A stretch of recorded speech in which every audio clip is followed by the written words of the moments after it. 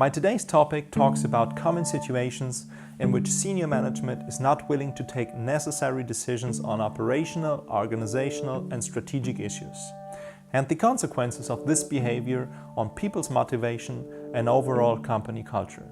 This modus operandi is widespread, not only in huge corporations, but do exist as well in many small and medium-sized companies with presumably faster decision-making requirements. I'm pretty sure that all of us, we know these kind of people, which kind of constantly set around them an opaque network of barriers in order to not let people present content to them.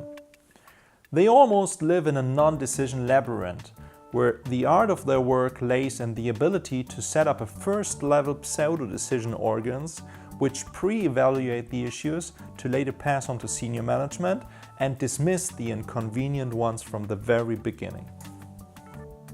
Nearly always, as a result of that behavior, people which depend on those management decisions in order to continue their work in a more purposeful way get demotivated and adapt to those kind of decision-making strategies, implementing that actions on their own management level.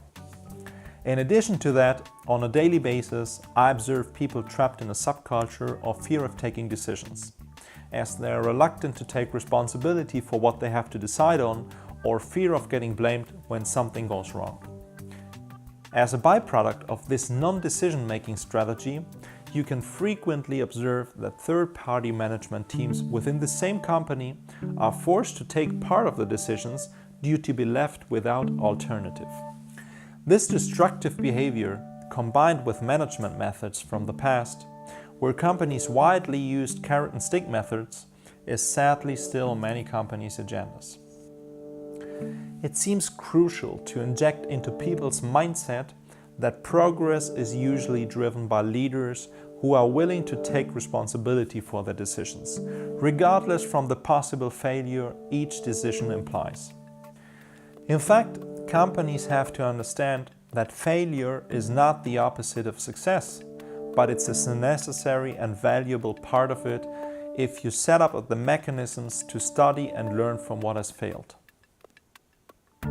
Of course, at the same time, we have to mention that one person alone is not able to maintain this philosophy within a huge organization, but soon would be expulsed if there isn't a guiding coalition of likewise thinking that supports this behavior.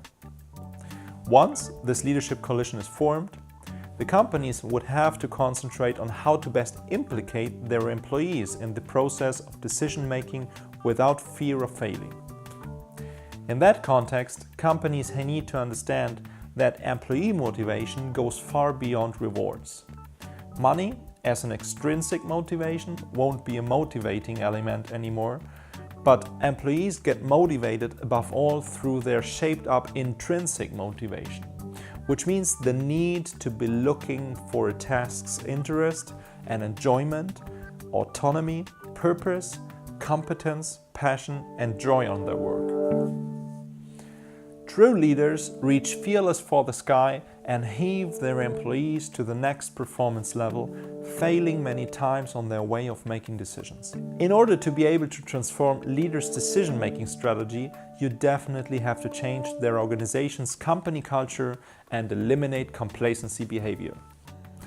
Usually, you only conceive such a profound change in behavior on a large scale if you set up a long-term overall company transformation plan, guided by a coalition force of leaders able to transmit the new way of behaving on managing decisions.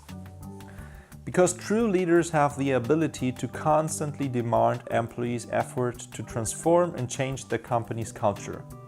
This effort is absolutely crucial to drive enterprises' performance and adapt to changing market conditions. If you want to be able to adapt your business model to current market challenges, you definitely need a swift and proactive decision-making culture within your organization.